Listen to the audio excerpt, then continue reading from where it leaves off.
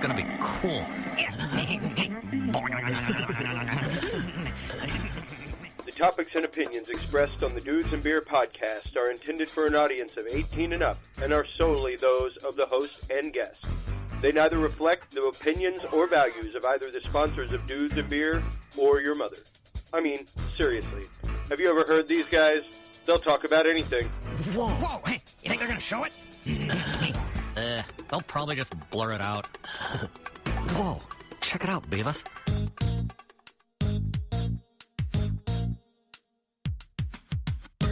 Grab your beverages and turn up your interweb. Solving the world's problems 12 ounces at a time.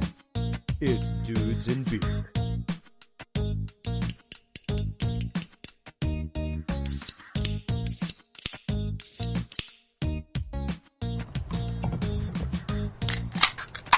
Well, hello everybody, and welcome to episode 87 of Dudes and Friggin' Beer. I am Chris Jordan, your host. I am on the road right now in Katy, Texas, actually in Houston for some work out here at the fantastic Jordan compound tonight in Katy, joined by my wonderful brother Randy. Hey, what's up, people?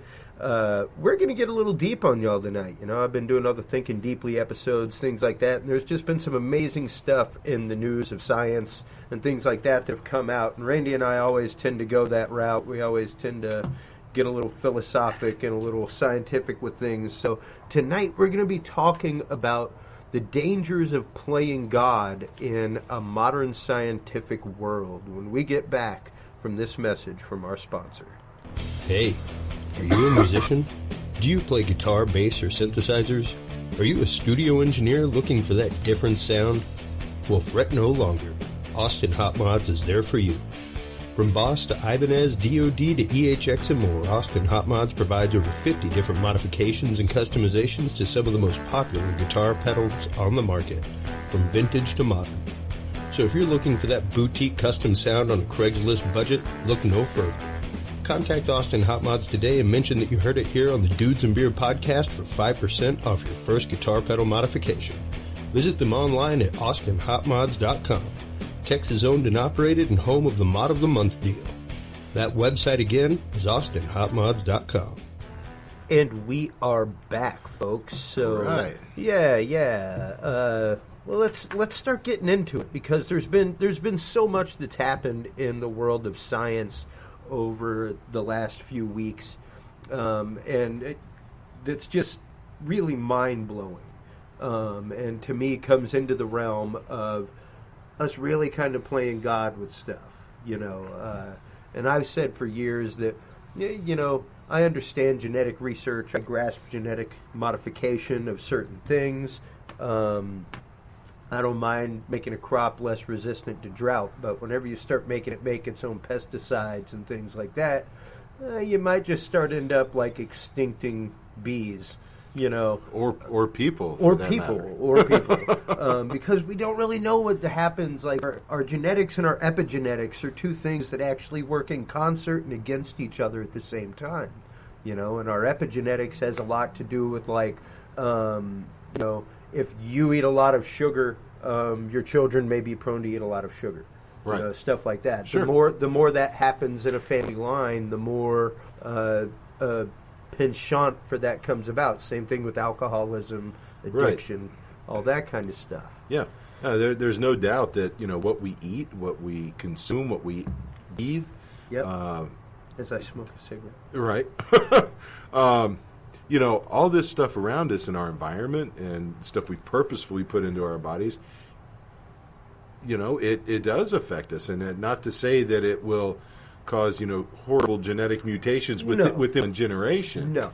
But, you know, what we're looking at here is a mechanism that's, you know, human-wise anyway, millions and millions of years old. That's right. And what we are today, genetically, is accumulation of all of that, and mixing and parsing, and, you know, what we eat affects our genetics, affects the genetics of our kids. Absolutely. And right now, being pregnant, that was one of the things that our doctor straight up told us. She was like, if you if you have cravings for things that are bad for you, like if you're going to eat a hamburger, eat a hamburger. Don't go to McDonald's.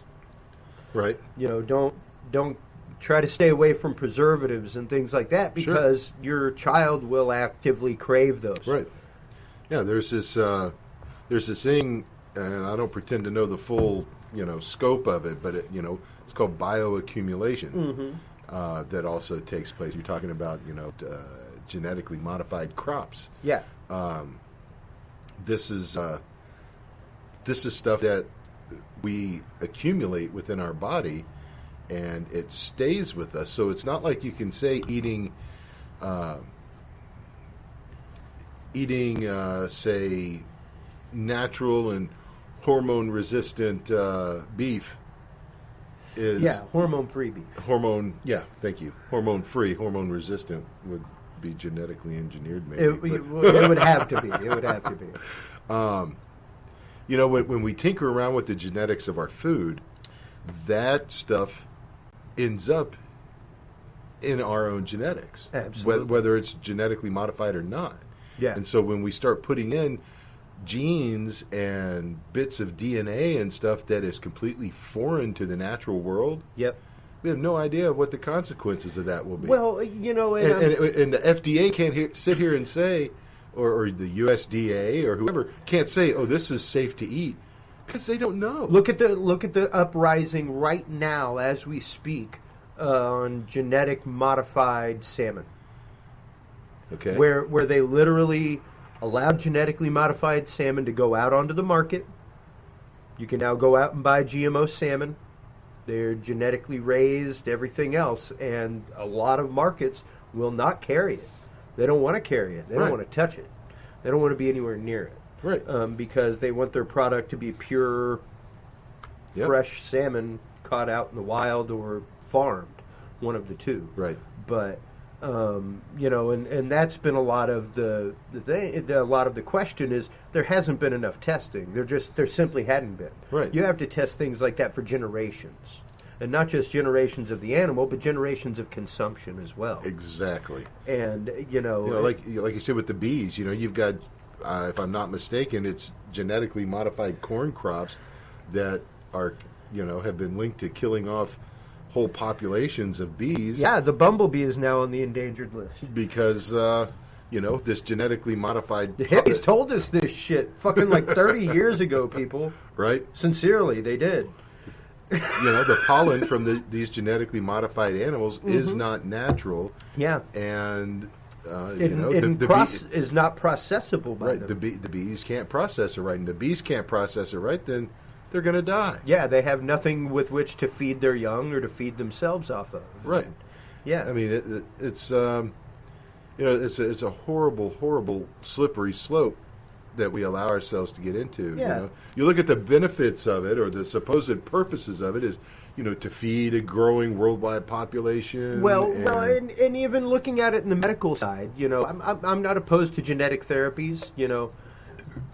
I'm not opposed to stem cell therapies as long as they come from the proper sources, and there are scientific studies now showing that it can come from adult stem cell. Right. You can absolutely use your own spinal cells and stuff like that to regenerate tissues. Right. They're doing some great work with Parkinson's with that. But to me, one of the dangers, especially, we come from a cancer-ridden family, and even with that in mind, the fact of removing a gene for cancer. They can definitely identify it. Right. Like, they can tell if you're prone for it immediately. Like, we just had a genetic test for my kid done. Amy's 38, so we get all kinds of, crazy balls science thrown at us every time we go there. And, they were like, no, there's no genetic markers for anything going on, Everything seems to be perfectly normal. And it's amazing that in a fetus, in a combined blood sample, they can not only separate fetus from mother, but they can go through and find those genetic markers for Down syndrome, for all that kind of stuff. Right.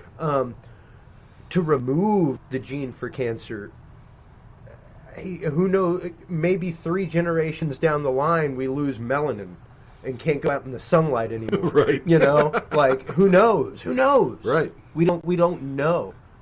Exactly. And that's the thing, and the whole... And there is an ethics about it and a morality about it that Well, there has to be. It's well- done. It's done under medicine. well, So in theory, you say it has to be. There are a lot of people out there. who say they're done. There are a lot of people out there that say, you know what, to hell with what. It's science, not ethics. Right. It's science, not ethics. To hell with what the ethics are of it. There are ethics, and I don't know if we need to get into that tonight. Well, hang on. Okay. You brought up a good point there that spurred something in my brain. Go ahead. You talked about stem cells and appropriate sources. Sure. Now, the only thing that determines an appropriate source, as you were talking about, is whether they're embryonic or adult. There was this huge row, 10 years ago, with the discovery or the publication of, the miracle that Stem cells are. And that the only real juicy, best source for those were from embryos. Yeah. And that... and it begat a whole side industry of birth of, would you like to cryonically freeze your child's umbilical cord? Right. Okay, exactly. Now, the whole ethical firestorm around that was, these embryonic stem cells have to come from somewhere for us to test and experiment on and to make cures. Sure. Best place to get them from is from aborted fetuses. And that's not good, some say. I would agree with that, but that's the whole ethics around that is that, at one time, the best supposed viable source for stem cells was embryos. Sure. And come to find out that just about every, if not every, type of stem cell, or that every right type, inside your tooth. every type of cell, Right inside the dentin of your teeth. every type of cell you could hope to create could be backwards engineered, and that's basically what it is. Yeah. Is backwards engineering your cells, because they all start as stem cells That's right. from the That's right. moment of conception. They all start as a blank slate. From the moment of conception, you've got stem cells, and they turn into every other type of cell in your body. Depending on what hormone hits them and at what time. And Right. And you could literally take a skin cell from an adult, 45, 55, 95, and backwards engineer it into a neuron, into a sperm. Well, I was just watching the other just yesterday. So anyway, my point was, it doesn't have to be, we don't have to look at just the one source. Unethical sources and say, well, science demands that we throw ethics aside, because within just a few years we learned, oh, well, you know what? We can do it ethically. That's right. With adult stem cells. That's right. Like I said, the dentin in your teeth is stem cells. Like you can literally pull your tooth out and get stem cells from your body, from your tooth. Absolutely. Same thing with your spinal cells. That's sweet. And I mean, the sources are there. And for me, it really comes down to the fact of, especially whenever you're talking about cells from aborted fetuses, things like that. Number one, what's the disclosure? What's the disclosure? Is it actually being disclosed to the people that are having the procedure done, sadly enough? And I judge nobody who's had it done. I know numerous people that have had it done. I've counseled numerous people that have had it done. I don't know that most of those people would have agreed to that had they known that was sure what was going to go on. Yeah, no, I don't think so either. What brings this about, people? The spur to this conversation, the rub, as Shakespeare would say.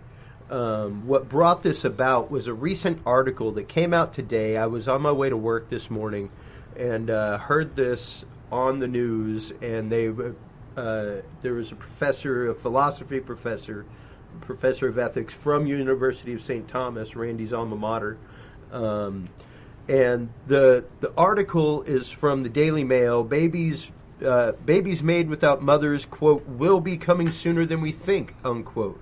Leading scientists warn after study discovered how to make embryos from skin cells. And basically what this study did was it showed the fact that, number one, you do not need to begin with the fertilization of an egg to make an embryo. You can actually use, what was the term, Randy? You were the bio major. Yeah. Parda genetic material. Parthenogenetic. Yeah, parthenogenetic. What the heck was that term? Pantheogenetic. I've actually got it up here. Parthenogenote, maybe? Yes. That might have been it? Yes. So, yeah, basically what happened was they were able to make the eggs turn into embryos without fertilization. They did not last more than a day or two. But once they added the sperm to it after that, they tended to survive. They tended to make it through. That was a big thing. They discovered how to take an unfertilized egg and coax it into becoming an embryo. Like you said, something that normally... Through a hormonal process. Something that requires typically the meeting of sperm and egg. That's right. To begin.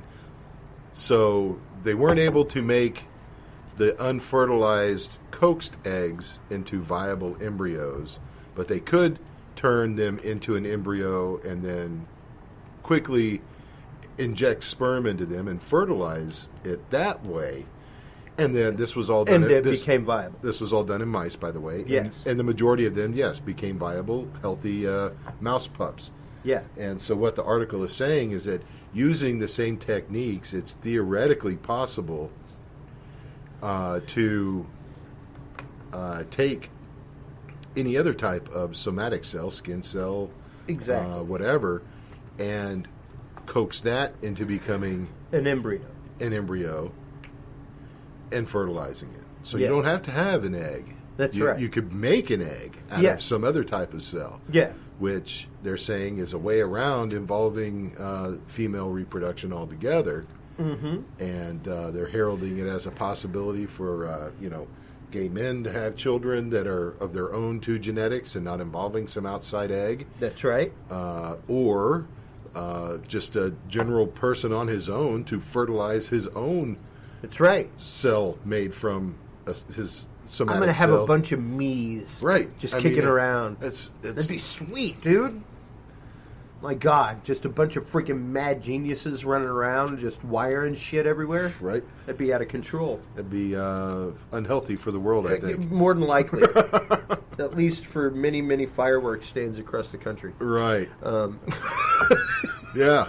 But so this is all like, decades or so down the road. I mean, you say that, but we've already had, like I showed you earlier, and here's another Daily Mail, and this is from 2011, folks, where the first transgendered man gave birth to his first 3 children. Well, and let me say this: this news here that we're talking about isn't just on the Daily Mail. If you don't like the Daily Mail, if you don't like Daily Mail, feel free to Google it. It was on TechCrunch and it's all over the place. New Scientist and all over the place. Yeah, and that was 2011, where the first transgendered male carried his own offspring, and he did that 3 times to success. And right now, they're talking about a Business Insider has the article where possibly within the next 5 years, uterus transplants could be able to be viable for men. Now, is this a transgendered man who was a male at the end of his transgendering process, or started off as a male? Started off as a man. Okay. Yeah. And they're talking about full uteral transplant, like being able to actually fully change, or like give a man a womb, and like it's and I'm not necessarily going to go and say that's, I don't know.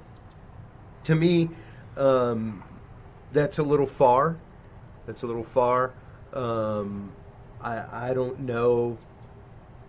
I guess there are some transgenders out there that may want to go that full McGillicuddy, so to speak, and be able to have that done. That's daring. That's hard. But when it comes to being able to genetically manipulate like we're talking about. I mean, it's already to the point where, they're talking about being able to customize your child. Yeah. Stuff like that. Well, you look at the fact that now, I mean, for not much of an outlay up front, I mean, we're talking a few $1,000, you can do your own genetic modification in your kitchen, with tools like CRISPR and stuff like that. Really? Yeah. Yeah. Dude, I'm totally growing fucking gills. I am down with this. CRISPR? Do it. CRISPR. CRISPR. Okay. That's the trend of taking out a random vowel in your word. Sure, absolutely. Or maybe it's CRSPR or Yeah. something like that. Okay. It's, okay. So what's this all about? Tell me about CRISPR. I didn't even know about this. It's some. I don't know all about it. I've read bits and pieces about it here and there, but it's some it's basically what it's doing is. Now you can buy 3D printers for a few $1,000. Sure. Or even less, where you can, print out your own crap in 3D with all kinds of metals and plastics and stuff. Where before, that was technology that required, tens of thousands of dollars. Now you can buy it, just like you can buy, set up your own. They don't even ship parts to the International Space Station anymore. They print them all there. They print them. So, they print them on site. You used to have this humongous brewing thing to be able to brew your own home brew or make your own wine or whatever. Yeah. You can buy kits for it to do it at home. Yeah. It's like now you can do the same thing with 3D printing and genetic manipulation. Really? So, yeah. Okay. Yeah. And, that may require more research to talk more intelligently about it, but it's there. And it's in the public, shit. You can probably go to a maker space and start gin modding. Make your own 5-legged frogs or whatever. Heck yeah. So, that's the whole thing. We're and I think we've touched on this in a lot of other shows before. And sure. And with this thing here, just the concept of the fact that we're playing with stuff we don't fully understand, and not just that, but I guess the bigger philosophical question, like you said, is this stuff that we really should be playing around with? Exactly. I mean, should we? That's my question. Kind of like we've said about alien life and stuff like that. Stephen Hawking has said before, should we really be beaming things out? Should we really be announcing our presence? Because anything that could make it here could absolutely destroy us. Well, I mean, and I know we just by the sheer nature of broadcast, we've sent out probably. Oh God, yeah. I don't even. We generate so much noise in this galaxy and beyond. Terabytes of data about us, but much more than flops. That. Teraflops of data, just yottabytes leaking out of the atmosphere because of the crap we broadcast just to entertain ourselves. Yeah. And what he's saying is, and it's fully within our capability, and we're doing it purposefully now. We did it back in the 70s with Voyager. We did it with Arecibo whenever we sent out the binary code. That showed the map of the solar system, the genetic code of human beings, all that stuff. I mean, yeah. But and groups have been doing it more recently with the express purpose of sending signals from Earth to known places that are very possible for harboring life. Yeah. Just to see, hey, maybe we'll get an answer back. And like you said, Stephen Hawking said, don't do that shit. Yeah. What are you doing? Because you're probably not going to like the answer you get back. Yeah. Okay? It's like driving through gangland with with your windows down. With your windows down. What's up, Clark? What's up, Clark Griswold? And your brand new Mercedes or something. And the new family cruiser. Right. Yeah. Yeah, you don't want to do stuff. Sometimes you got to think before you act. Well, and that's just it. I mean, I think all the time of the quote from Jeff Goldblum in Jurassic Park. You stood on the shoulders of geniuses and thought of what you could do and never stopped to think of if you should do it. Right. You know, and that's really the question that comes to bear. Is it something that should be done? Is it something that is absolutely necessary just because it can be done? Right. You know? I mean, heck, I was just in Vegas, and Vegas is one of the first places in the country to have a fully automated bus system. They now have a fully atomic bus. What? That goes down the road that's fully electric. What? Yep. No driver on it. Dang. Dead serious. Wow. Yeah. Can it happen? Sure. What's gonna happen is the question. Right. You know, I mean, even with drivers, you have errors. Google cars have gotten into accidents, and sure, it's always blamed on the person.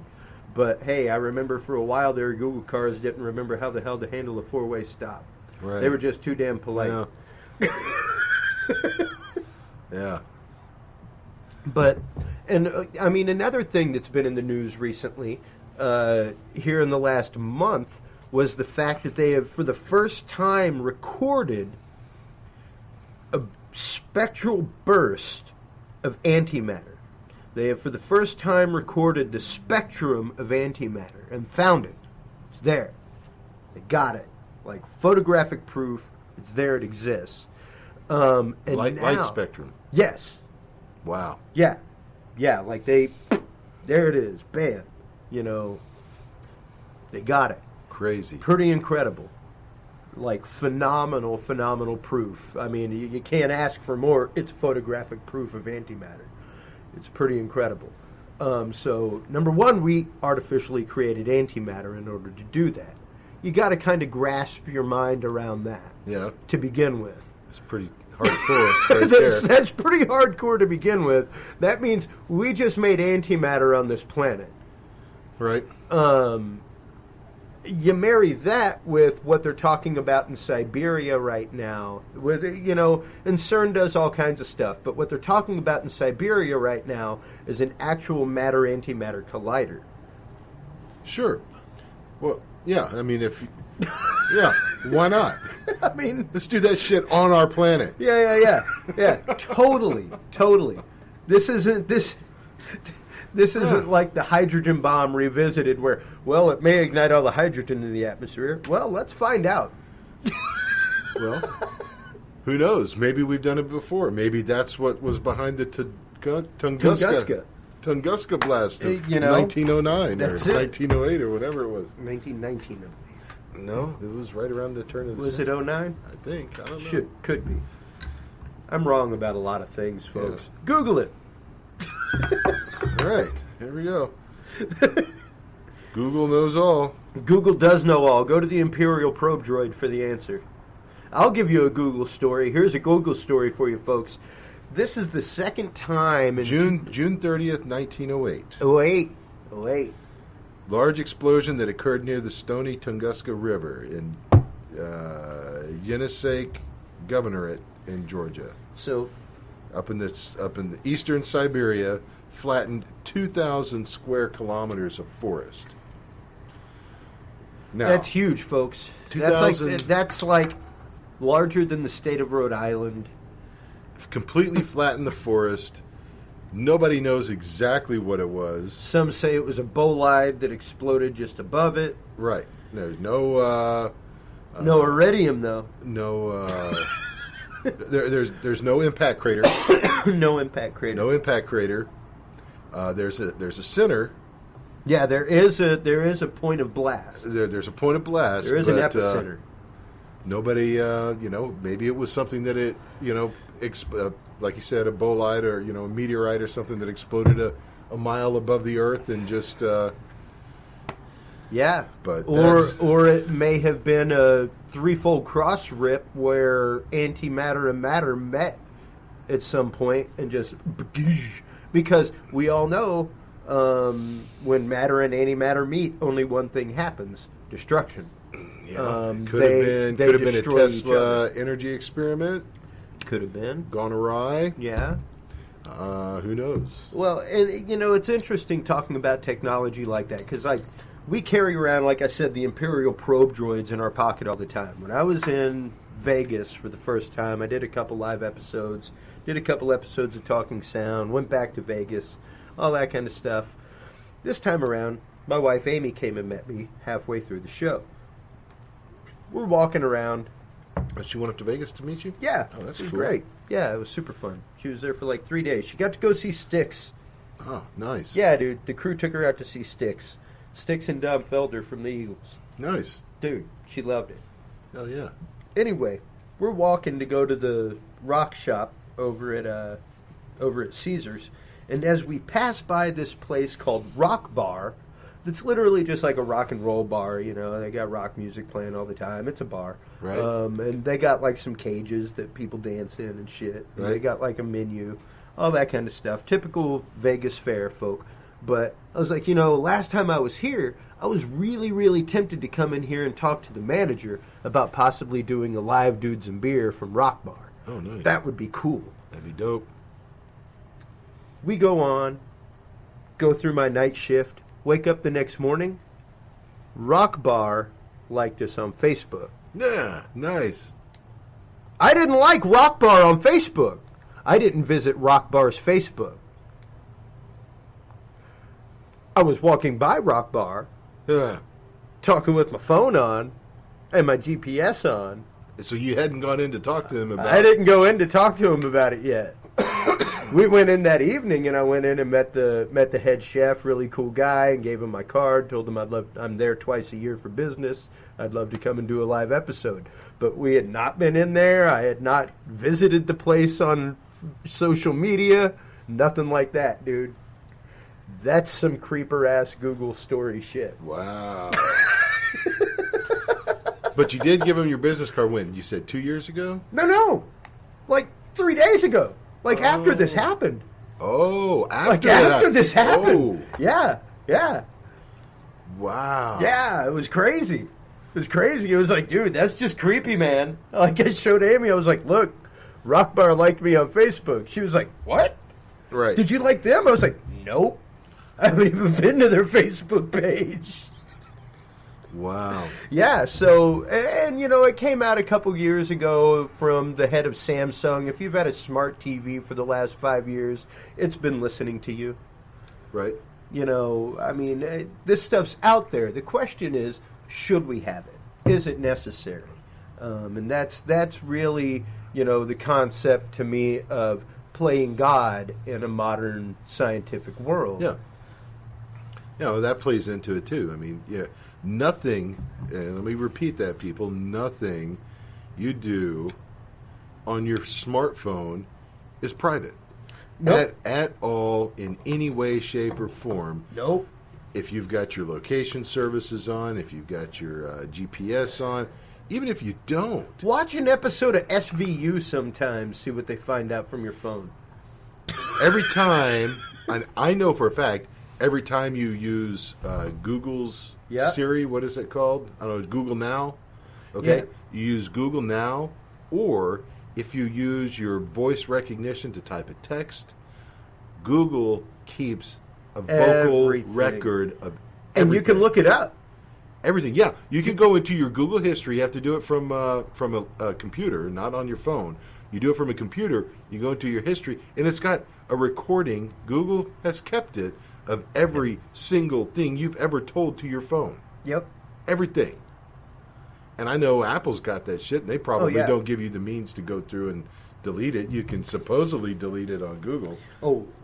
But, yeah, whatever. Not with the Yoda bytes of information. we're being gonna stored. delete that. Sure, Yeah, Paul. no problem. All right. Fingers crossed. Let me just Wink, wink. hop on over here and hit that delete button. Oh, see, I just deleted it. There it goes. There it is. You're welcome. Bye-bye. Yeah, and we are getting to the point now with technology where we can extend life. It's almost to the point of Doc Brown in friggin' Back to the Future 2, where it's had a skin replacement, had a full blood replacement done, organs replaced. Sure. What do you think? looks exactly the same. But, you know, they say constantly that they are getting closer and closer to being able to turn off the gene for aging. We've discovered so much with the genome as it is. I mean, good God, people, we are literally like 8 or 10 genomic markers away, I believe, from an earthworm. Something like that. Right. Like, incredibly close. Like, insanely close. Yeah. Where it's like just a few changes here and there, and we are creating tunnels under the ground and, you know... Eating dirt. Yeah, eating dirt to make dirt. Right. You know, and that's... And to bring it full loop, to be spawning asexually. Yeah. Well... There you go. To bring it you know right what? back to full circle. If we did that, we would not be able to make any more of this tasty purple haze that we're No, drinking we right are now. enjoying a beat of purple haze right now. We had some Coors Golden Banquet at the beginning of the show. We got a little melange over here. I think next we're going to have to go with this beer that Gino had. That's just, I don't even know if you call it beer. People, this is a smorgasbord of beers It's, left over from New Year's Eve. Yeah, we had a fun time at New Year's Eve out here blowing stuff up. It was great. Yeah, we had, this is some stuff here called Midas Touch. It's handcrafted. By Dogfish Ale, I believe. Is it? I think so. Well, Cap tells me Dogfish. Yeah. Midas Touch handcrafted ancient ale with barley, honey, white muscat grapes, and saffron. Saffron. It's a very gentle taste, if I recall. Yeah, by Dogfish Head Craft Brewery. Yeah.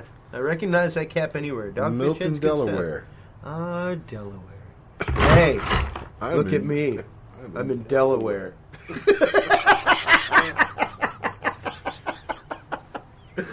But, I mean, I don't know. It's every time, and I follow a lot of news, folks. I follow a lot of science news. I follow a lot of paranormal news, too. But it just seems to me like the bounds of science are going further and further and further, like on the daily. On the daily. You know, I do the same thing. I think I follow a lot of the same news sources as you do. Regular and non-regular. Yeah. Mainstream and non-mainstream, and it's. I liken it almost to this whole election cycle and all the political stuff that's just. It seems like this is an ever increasing. I don't know if you think of the news as like a frequency thing. Okay, the frequency is getting faster and faster and faster, and it's everything in the world is escalating at a fever pitch. I'll give you one even more than that. All right, as a video guy, number one, folks, the best thing that you could ever watch for your eyes in the world, believe it or not, animation. It's at 24 frames per second, the same rate at which the eye sees. Yeah. Now, at one point, we had standard definition video, 30 frames per second. Pretty damn close to human perception. All right? Not a whole lot of strain on the eye, things like that. Right. Then we start getting into HD. Now, you're talking 60. Whenever we first start with 720 and stuff like that, you're talking 60 frames per second. Right. Now, at 60 hertz, you're at the same flicker as a fluorescent bulb. Right. Any information that was being passed to you that would possibly be passed to you, any drain that your brain would feel now happens twice as fast. Right. Now take it up to Ultra HD, 120, Right. where we're at now. Is that what 4K is?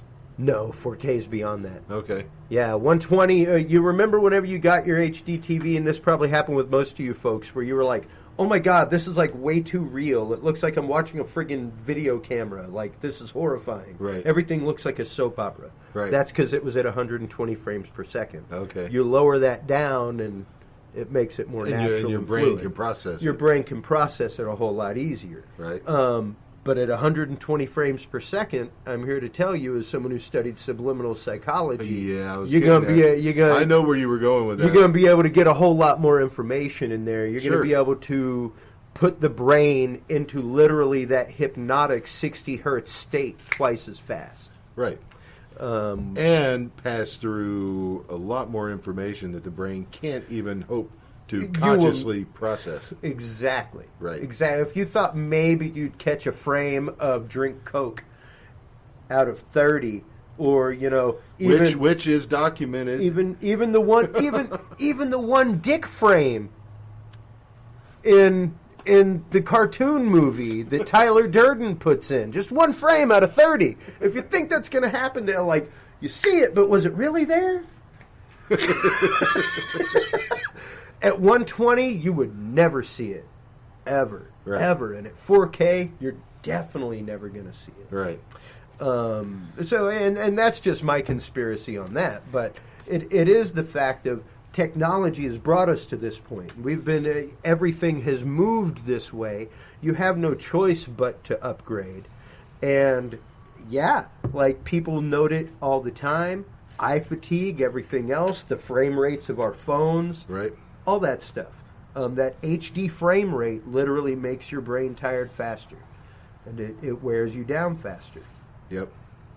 Yeah, and like I was saying, it's all this stuff. It's progressing at a breakneck speed. The quickening, as Art Bell called it. Yeah, the quickening. Exactly. This stuff is, our world is transforming within a matter of weeks or months. Yeah.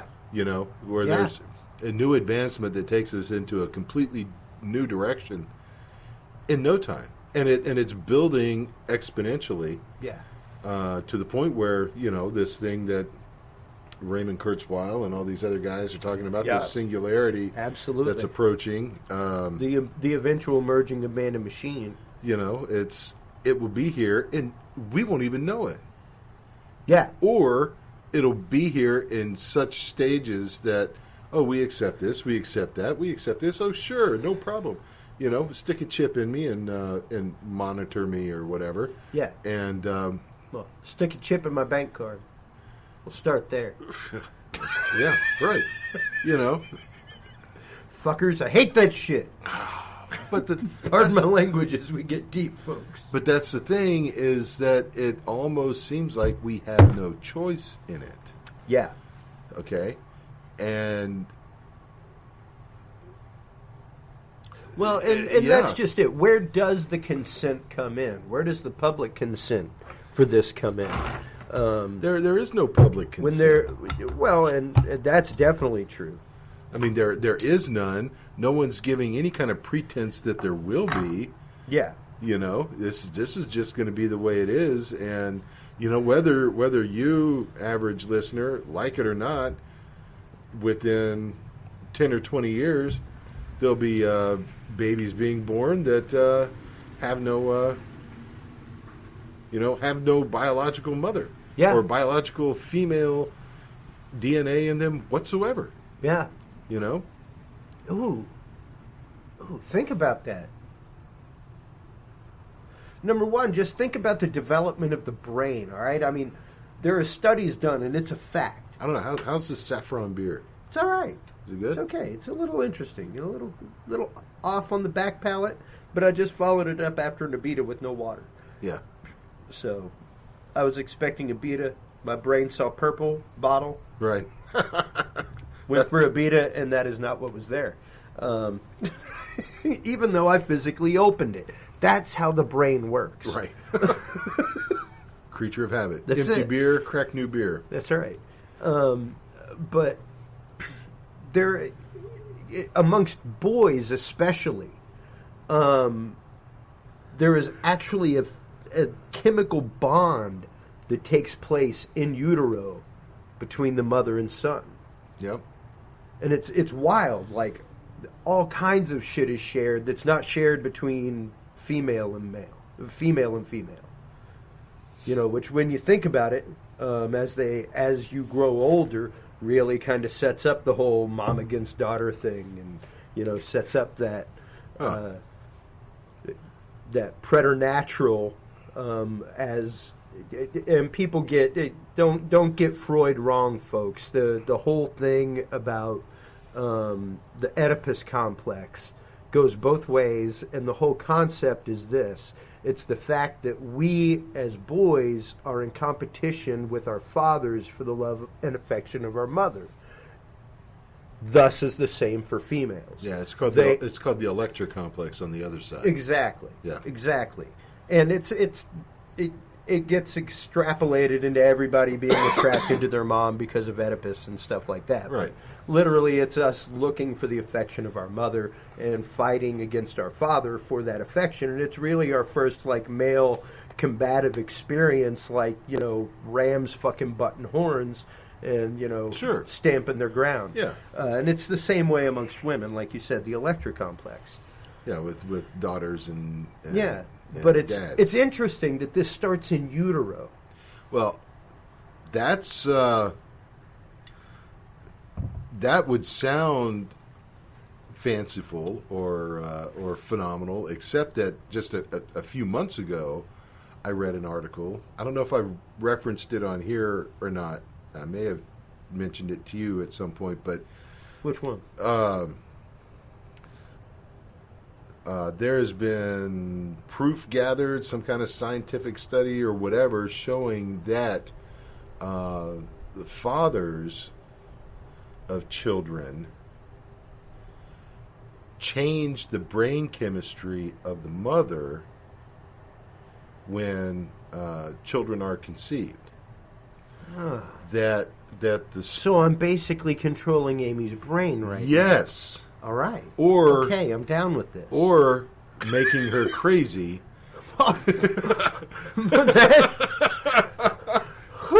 Biologically, though, not. There's an explanation for it. I ain't gonna lie. She crazy and I do. No, it to her. it's that the check this out, okay? The hormones, I Yeah. guess, in male sperm, Yeah. and I don't. I know what you're talking about. I know what you're talking about. alters it. I don't know if it's after conception and the fetus starts taking place and all of that stuff. If that's when these genetics or whatever start crossing the blood-brain barrier and actually affect the brain chemistry Yeah. of the mother. Yeah. And Yeah. it's just weird. What are the ramifications of that? I don't know. That's something that science never thought was possible. Yeah. And here you go. Well, and I mean, there's a biological reason We used why A little men make women crazy. a little known fact is that because they get all that awesomeness up there in their head. They don't know right? what to do with it. They don't know. That's They it. don't know. So another little known fact about sperm, ladies and gentlemen, is the fact that your sperm actually contains spermicide. And if your sperm makes it into a uterus first, because hey, those things may be swimming around for a day or so trying to find an egg. Don't mean that there ain't going to be a competitor coming around. Yeah, that's kind of gross. But So, literally, I see what you're saying. your sperm stake their ground and kill the invading sperm. Whichever sperm is there first, literally go on a friggin' ape-style campaign and kill the other sperm, chew their tails off and shit like that. It's friggin' crazy, I didn't know sperm had mouths. dude. It's wild, man. I'm telling you, Just they start- kill the other sperm. I think I've heard of that. Yeah, no, it's absolutely true. It's absolutely true. Our sperm actively compete to breed. And I mean, that's the strength of the draw of nature. You got to think about that. That's just, like I said, interesting. Interesting to me.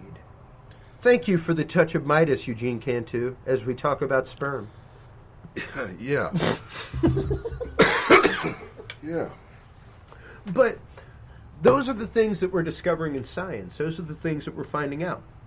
And, as we find that stuff out, as we figure it out, I don't know. To me, there does have to be kind of a swagger to it because it's science. You're out there doing what you do, but you got to treat it with kid gloves in my mind. Yeah, that's I guess the whole question tonight is, Excuse me. Like you said, should we? Yeah. Are there lines that should not be crossed? Yeah. Creating embryos with no.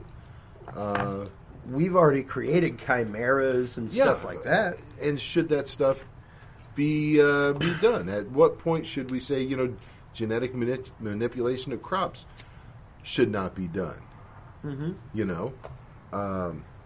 Well, they've already started genetically manipulating crops with like genes from animals and stuff like that. Okay, let's. Yeah, right. No, I know. I guess we could say, what. Who? Where were you going to go? I'm sorry. Who is the arbiter of what should be done, or should we do it, or, that's the big question. I don't know if I've got an answer to that or not. You can say, you have to stick with stuff that's natural. If and it's hard to say, well, this is the way God intended it, because because well, and that's what I want to get across is that nowhere am I saying that science shouldn't exist, that we shouldn't keep pushing forward, that we shouldn't keep doing things, but we really do have to stop and question some of this stuff, and we really do have to take the long noodle scratch. Right. You know what I mean?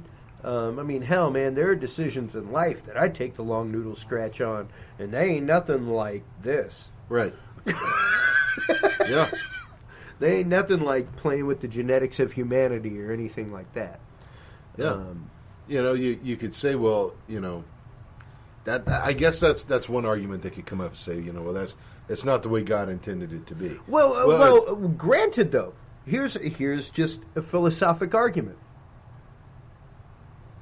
The monk who first cross-pollinated, right? Was he doing what God was intending to be? You could argue, and I know what you're talking about there, because it was a monk who first cross-pollinated beans, folks, and gave us the concept of combining different fruits, vegetables, things like that. Right. But not by cross-pollinating a cherry and a peach. But we do that now. Do you we? got you got cherries and peaches? I don't know. A cheech? But you got a cheech. or a berry? A berry. Well, you got some cross-pollinated action up in your backyard. Sure, I guess. You got some limons. Oh, I don't know about limons, but yeah, I don't know. Maybe I got my trees mixed up. Maybe it's actually a lemon tree. It's just growing limes all the damn time. Maybe I always thought it was a lime tree, but it's actually a lemon tree. I don't know. Yeah. But maybe it's a lime and hell, I don't know. Yeah, they got things like that all over the place. And, sure. Damn, Papa did stuff like that. It's not hard. You take two trees, you split them, and you graft them together. Right. But this, you could say, okay, he cross-pollinated beans or whatever, and that's something that could conceivably happen in nature. Yeah, absolutely. Okay? Absolutely. That's something that could conceivably happen naturally. Yeah. He just showed that you can... He used that mechanism. He showed the variety of nature he through used a controlled study. Right. He used that mechanism, which happens naturally, to discover how the mechanism works. Exactly. Okay? He wasn't saying, oh, hey, I'm gonna take these, these bean genetics and mix them with mouse genetics and see what happens when mice start growing beans out their butt or whatever. Yeah, yeah. Okay?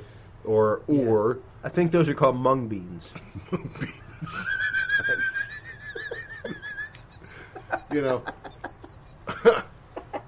Sorry, hippies. Sorry. It was too ripe. I couldn't not pick it. It was right there. Oh, jeez. But yeah. You can't use the argument. Well, that's not the way God intended it when you're trying to express to somebody an ethical thing, Because I think ultimately ethics, at least the way I've come to understand it, ethics and philosophy and all of that stuff, while is the basis for many religious arguments, does not bring a particular, or cannot bring a particular religious viewpoint into it, because that taints it. It taints it, right? If it taints the pure ethic. If it's philosophical truth, it transcends. That's right. Capital T. Capital T. Capital T. If we're talking philosophical truth, then it transcends any religion. Yeah. Okay? Because that is what religion is supposedly based upon, is this philosophical truth. So, you can't say, well, God didn't intend two men to make babies, or for a man to make a baby from his own skin cells. Okay? I don't recall that being in there anywhere necessarily. You look, no, I get it. I see what you're saying, and I'm not, I'm not making any judgment here. I'm using. I'm with you. Just that's not. Yeah. What happens? That's not what happens naturally. With mammals. Okay, parthenogenesis happens with earthworms, or can. Yes. Thank you, biology major. Original biology major. Right. Switch to English. I was biology major for 9 months. Yeah, but you understand parthenogenesis. You understand the fact. You understand how starfish breed, stuff like that. It's the same. It's the same means, just about. Yeah, I guess. I mean, there are biological mechanisms that have long been documented where, the genetics of an animal can flip. Absolutely. Where male frogs, I guess, they're hermaphroditic. They can self-fertilize, and all kinds of crazy biology out there in the natural world. Yeah. But when it comes to human beings, we do not self-fertilize. That mechanism isn't there. Have there been medical hermaphrodites and all that? Yes. But it's not the biological norm, hence it would not be called quote-unquote natural. Yeah. So when we start playing with genetics and creating that stuff on purpose, yeah. The number one, you come into the ethical question of should you do it. Number two, you come into the ethical question of the aftermath. Right. And what do you do with it? Right. That's what do you do with where I it? was going. What do you do with an embryo, which becomes a fetus, which, if your experiment works right, becomes, and if you're doing it with humans, becomes a living human being? Yeah. What then? What then? Okay, what if your genetic experiment turns into a human being that's just riddled with genetic anomalies, overcome with diseases and cancers and stuff like that you have no ability to control? Now you've created a life that is doomed to all of this stuff that you created on purpose. Yeah. Okay? Now, you didn't maybe create all this disease and mutations and stuff on purpose. But it's the byproduct. But you did. Unwittingly. Yeah. And, I mean, that's, I'm not saying I'm a medical ethicist or anything like that, but there's something wrong with that. That's not right. Yeah. And, I know there are international conventions and all of that stuff that supposedly oversee all of that stuff and, have some kind of bearing on what kind of experimentation takes place. But, I mean, there's just a lot of stuff that can go wrong. And what's the end result of being able to create life from your own cells Well, and I guess to me the question is why? What's the need for that? Yes, and that's my question. Much like the question of extension of life. What is the need for that? What is the need for that? We get into a lot of ethical quandary with that. You know, the artificial extension of life. And I'm not talking about breathing machines, things like that keep you there while you're interim. I'm talking about, you know, actually going through and genetically manipulating things to where people live longer. They've already found the gene for aging. Yep. So what's it to go in and pluck it out and see what happens? Well, the argument can be made. Isn't that what all medical science is about? Isn't that what all doctors are about? Are extending life? I mean, hell. I mean, we fight that battle every year when people take supposed, flu vaccines. The flu can kill you if it's. Sure. I guess. I don't know. Or bird flu, or I've yet to have one that killed me. You have, yes, I know. The point is, okay, people get pneumonia. Can I be honest? Yes. I don't take flu vaccines. I don't either. I lied to the doctor. I lied to straight up. I lied to the lady at. I told her I went to Walgreens. Yeah, well, the Walgreens lady asked me if I got my flu vaccine. I said yes. Yeah.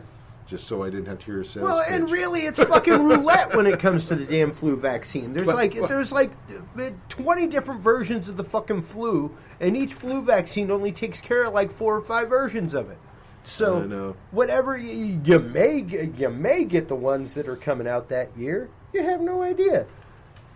I mean, what I'm granted, saying that's what doctors are supposedly in the business of doing, is extending your life. Fixing. Ultimately, that's what it is. You go. I see it differently. You go in for cancer treatments. You could say, "Oh well, cancer's got you. Tough it out." No. Doctors are there to provide you with a quality of life. They're there they aren't there to extend your life. That's what it is. Beyond its unnatural means. That's exactly what it is. I really don't see it that way. I really don't. Because any doctor, and we've had cancer in the family, and they've all been honest with us, and they all tell us straight up what the odds are. And here are the odds. And here are the odds before you. And it's that person's informed decision with the odds, and the family's informed decision with the odds before them as to what goes on. And to me, I don't know. I don't really see it that same way. I see it as the fact of... I would say you're taking chemo and radiation. There's no quality that's gained from that. The only hope you have is that at the end of all of that crap, that your life is extended. Yeah. I mean, there's no... And thus, ultimately, your quality of life is getting better in that extension. But at the same time, we've had just as many instances where the doctors have said, we need to make them as comfortable as possible. There's that too. Mm-hmm. We need to just make them as comfortable as possible. Right. And let things run its course. There's not that can be done. And it's an unfortunate thing, but it's a true thing. And it's something that, it's just like at New Year's when Mom was all upset. Goes, "Oh, JC's 17." I was like, "No offense, but you're the only one here that has the issue. You had 17 years to get over this." Yeah, well, you had take 17 years to figure that out. Has a quadruple bypass. Okay, by all natural occurrences, they'd be in the ground. Yeah. And I guess, yes, the doctor's credo is to harm none, help all that they can, and if the means are possible by which to keep someone there to make sure that things can continue, absolutely. I'm just saying that's the ultimate purpose of medicine is to ideally, that's its function, is to extend your life. I mean, that's like the holy grail, is to find ways to not even have to worry about it. True that. And that's what we're talking about. Right.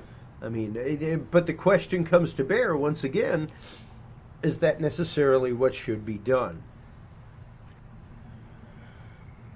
It's one thing if it's within natural means. It's been being done for hundreds of years. I mean, what was the life expectancy of an average male 200, 300 years ago? Maybe 50. Maybe, if you wanted to be an old codger. I mean, yeah. Well, and I mean, granted, you see Mayan, you see Mayan skulls with you see Mayan skulls and Egyptian skulls with tap holes for relieving pressure on the brain, things like that. Yeah. The medical tradition, as we know it, has been alive and well for millennia. Just the simple act of boiling surgical instruments is an example of the medical community or whatever extending life. But that was fought for God like 100-something years. The whole concept of microbes and microbiology, sure. that was anathema. Like, you didn't even speak of it in real medical science, right? Well, and I don't know. In my mind, you look at medical science, you look at all kinds of science that's out there, and the blending of different sciences to the point of extending life. And this is where it gets kind of esoteric from biological life into our supposedly down the road electronic life. Yeah. Where... Well, and they're already talking about possibly being able to transfer consciousness into digital realm. Right. I mean, that there's no real... I wouldn't mind being Lawnmower Man. Why? That's not natural. But silicon's natural. Silicon occurs in nature. Right. I mean, that's the whole point, is that, it's... based on that progression, why shouldn't we get humans to live or allow humans biologically to function into their hundreds, instead of their 80s or 90s, saying that's a good long life. What's wrong with 150 or 200 years? Yeah. And at the age of 140, in a few decades, could 140 be the new 40? Yeah. Well, and it's interesting. There's a Robert Heinlein book called Methuselah's Children, and I think I gave you a copy of it years ago. Yeah, you did. But the whole concept is the fact that in the future, the elite have this power. They have this. Right. They have this ability to be able to live for hundreds of years and stuff like that, and the regular people don't. Sure. Yeah, and that's another ethical thing there too. Is that you create these miracle cures and all of that stuff. Is it available to the common man? Yeah. Where's the light switch? In the laundry room. Okay. Do we need to turn that on? Yeah, probably. Okay. I'm just saying. We losing battery life soon? Maybe. Like how soon? Soon enough. All right. Here, I'll smoke that, and I'll keep things going, because for me, a book like Methuselah's Children, where you're talking about a group of people in the future that have actually mastered the fact that their genetics allow them to carry on for generations and generations. We are almost to that fact. We have spotted the gene for aging. We've spotted the gene for death. The question is, where do those two meet? And really, it's an odd scenario, folks. We really have to think about where we are as people, where we are as a human race, because the entire concept of humanity, the entire concept of life, is a predetermined period. It is that you only have a finite amount of time. So, life in and of itself, when you say life, means something finite. And that, to me, is what it comes into. The fact that when you say life, you're talking about something finite. And, there's Randy. And I'll bring it back. Because, like I just said, when you say the term life, you're technically determining something finite. It's there and it's gone. It's the dinosaurs, they were here, they were gone. Life continued, but life as we know it, like trilobites, things like that, small mammals continued. Life as we knew it on Earth ceased to be. And the question is, amongst our technology, when will it come that life as we know it ceases to be? I don't know. I think perhaps that's the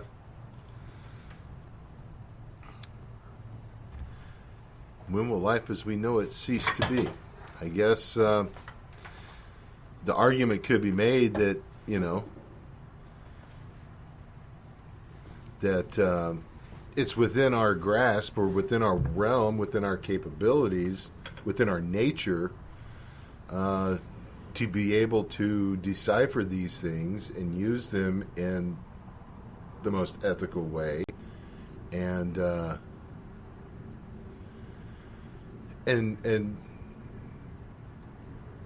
reap the benefits of that.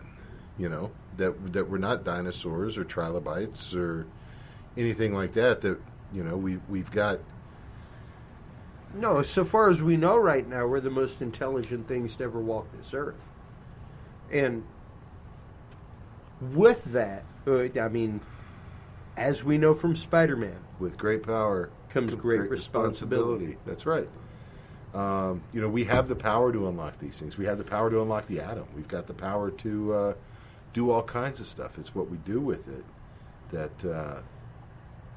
that defines us, defines our species, really. And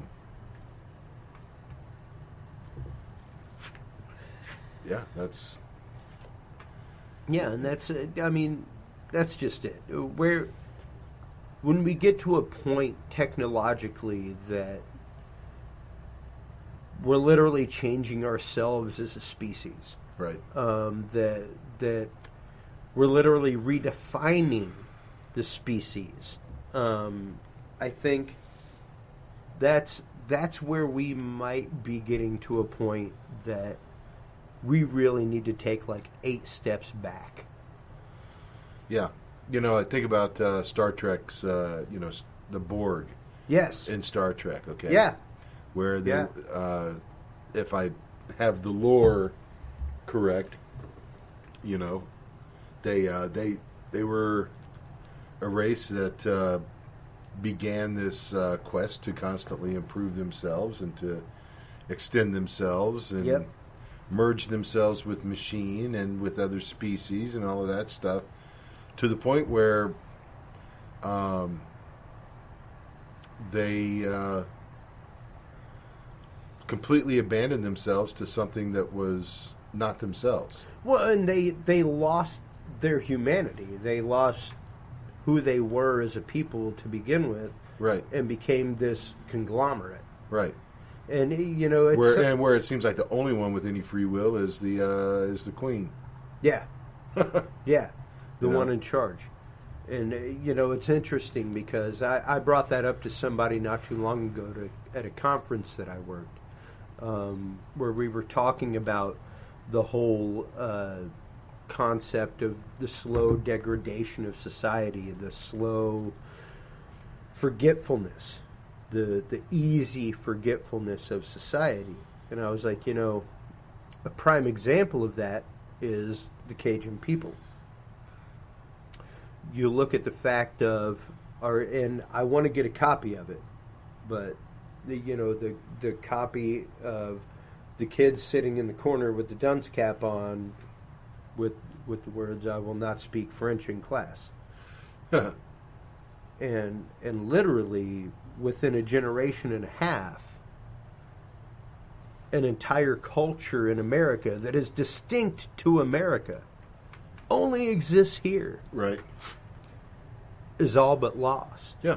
A language is all but lost because of the concept of the cultural melting pot and because of the concept of we must be homogenous. Right. And that's why I'm like, hey, if you got cultural traditions, follow them.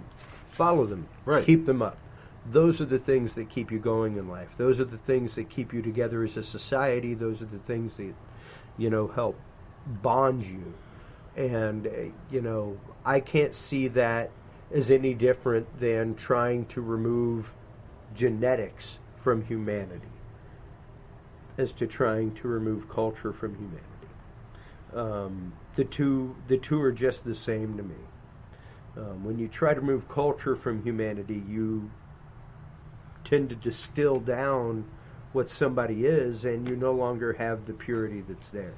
And I'm not trying to get into any kind of eugenics type shit, but literally it's the fact of we have to keep our identity, we have to keep our uniqueness, we have to keep that. Right. That's what makes us human. Yeah, and I guess the ultimate, the test is how do we take this tech, how do we take these different breakthroughs and all of that stuff, and allow their benefits to benefit us without, like you said, losing who we are in the process. Exactly. Going Borg on it. And I could. Well, trying so hard to assimilate that we actually lose ourselves. Well, we can see that now with the technology that we've got, just in our hip pockets. Yeah. You walk around with a telephone stuck in your face all day. Mm-hmm. Just a study came out just a couple of weeks ago that the use of social networks actually causes depression in children. Yeah. Okay? We're talking teenagers. No, and you're stuff, you're looking for constant approval. And when you... I saw this funny meme, this street full of people walking around with their cell phones out. They're looking at their cell phones, and it's like, beware the coming zombie apocalypse. Absolutely. We walk around, and it's easy to lose yourself just with a simple piece of technology. Absolutely. As your cell phone. Yeah. Because you spend your whole day focused on that. Yeah. And letting that run you and dictate. Well, and I posted a video to Dudes and Beer about a week or so ago that was about, the millennials and stuff like that. And a lot of it had to do with social media and phones and things like that. And the CEO is basically talking about the fact of they can't help it. They have been failed. They've been failed by an education system. They've been failed by their parents. They really can't help it. I saw that. Yeah, I know what you're talking about. And really, he was like, really, if I had my choice, whenever I came into a boardroom, I would want to see no cell phones. I want to see people talking to each other in a boardroom. I want to see departments talking to each other about what's going on, about what's happening, about what the day's business is. Not sitting there on their cell phone until the meeting starts. And it's tough because, it is an addictive thing. It's so addictive that people actually feel their phone ring when it's not on their person. Right. People have phantom rings. Phantom buzz, right. Your brain is programmed to look for this. And to go back to what we were saying earlier, even the whole concept, the whole thing that he was saying, and the whole title of the video is buy an alarm clock. Oh, yeah? Yeah, because he's like, back in the day, like in the 80s, we didn't have a phone by our bed. You didn't have all that stuff by your bed. Right. That was way up over there. You slept. No, now it's right next to your bed. Oh, but it's my alarm clock. You know what? It's $8. I'll buy you an alarm clock. Just buy an alarm clock. Right. Cut your friggin' phone off when you go to bed. Be willing to shut off. Be willing to shut off from that. Be willing to not be looking for constant acceptance through social media. Be willing to actually change the paradigm. And he was like, what's interesting is these kids have been taught that they're supposed to change the world, that they're supposed to do something, that they're supposed to shift a paradigm.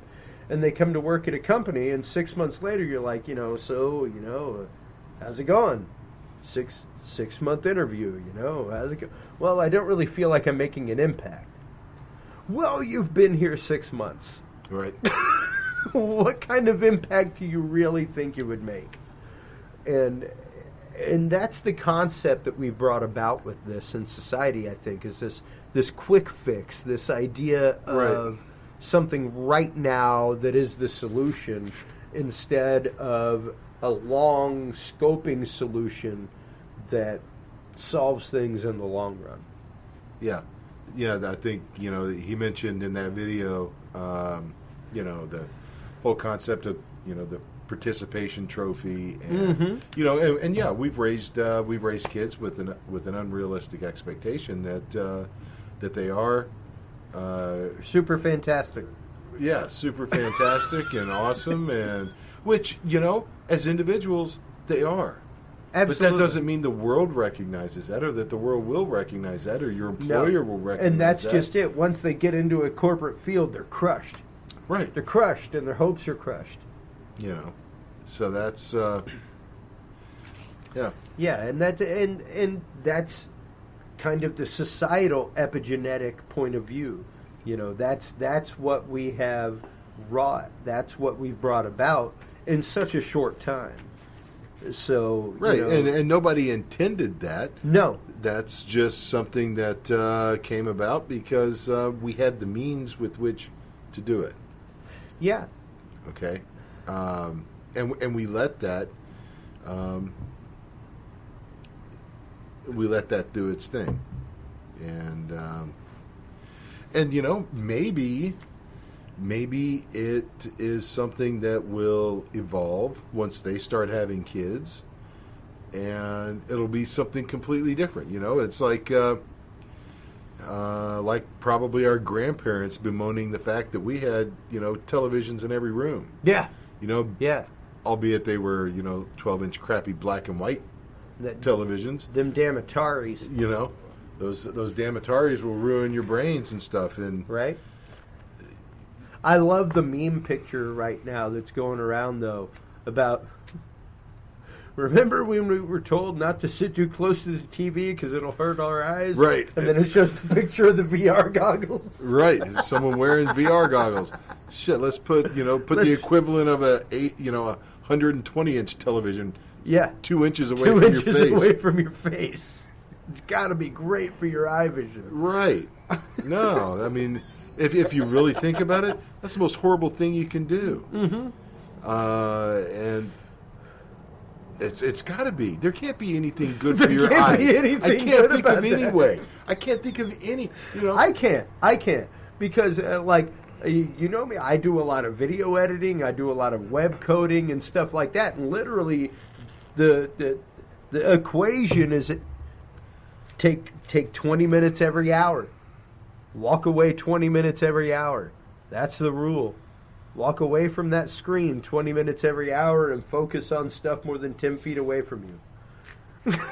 Well, and perhaps, and that's the crazy thing, and it operates on a lot of different levels. I think about, the macrocosmic and microcosmic, and, we look at this fact that, the tech that millennials use today, Yeah. the tech that we use, but our kids use so much better. It was the same thing before, and the same my thing. ass, they may use it better than you. Well, my brother, I'll tell you what. They could probably kick my ass on a couple kick things. your ass up I and ain't down the gonna lie. road. I ain't gonna Okay, lie. but that happens with every generation. Sure does. With every piece of technology. That's right. Okay, doesn't matter if it's smartphones or Steam engine. or multi-dimensional lasers or computer programming. Yeah. Or steam engines. At some point somebody said, you know what, damn these fuel injectors. Whoever thought of that as the devil. Everything should be carbureted. Other way around. Damn these carburetors. Whoever thought of this? Oh, well, I thought carburetors came before fuel injectors. They did. Okay. Which is why you would say, damn these carburetors, we need fuel injectors. No, that's why an old person would say, damn these fuel injectors. Oh, well, yeah, okay, why an old person? Yeah, you and your newfangled fuel injectors. No, I'm with you. Crazy. Okay, no, I'm with you. Okay. Okay, now I'm with you. Sorry, you lost me there. Maybe a bad... I'm back. Yeah, maybe a bad analogy. I don't know. No, But, it was good. It was good. I was lost. Sorry. So maybe, Sorry, Nelson, you should have been here. You suck ass. Hey, Nelson, what's up? That's maybe, I don't know, maybe that figures into it, is the fact that, technology is going to march on. And it's going to be up to future generations to decide where those ethical boundaries are. Yeah. And where are they going to look for that ethical direction? Well, and that into in and of itself brings about a new question of are they getting the ethical boundary? Right. Is there going to be the source for ethical direction for them? Exactly. Does it come from religion? I don't necessarily. I mean, to some extent, yes. I know our ethical direction does. Sure. That doesn't necessarily mean that that's the only ethical direction, because, as I said at the very beginning, philosophy and ethics are independent of religion. That's right. Because they're the foundation of unaided human reason. Yeah. Is the foundation for philosophy and the discovery of truth. I don't mean unaided by education, but unaided by religious bias. That's unaided right. by personal bias. It's That's right. The pure, unadulterated seeking of truth. Yeah. And it just so happens that some religious bases coincide with that. But well, and on that note, it's hard for us to put bounds on these things. It's hard for us to say what future generations will call ethical and what we call ethical.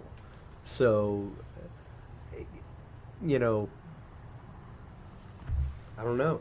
What was once called ethical is now totally different. Oh, well, let me pose this. Okay, say in 100 years, someone can pull up CRISPR, take a shot, or take an injection, and give themselves gills. Sweet. Is there something, and it's perfectly safe, and you're perfectly fine, and you can go and swim in the ocean or in a lake and be able to breathe. I'd be like a Highlander.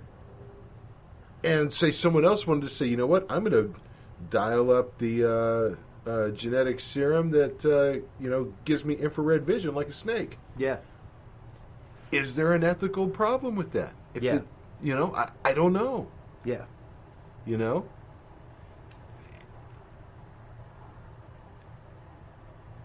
Well, and if you can pass those things on to your kids, I don't know.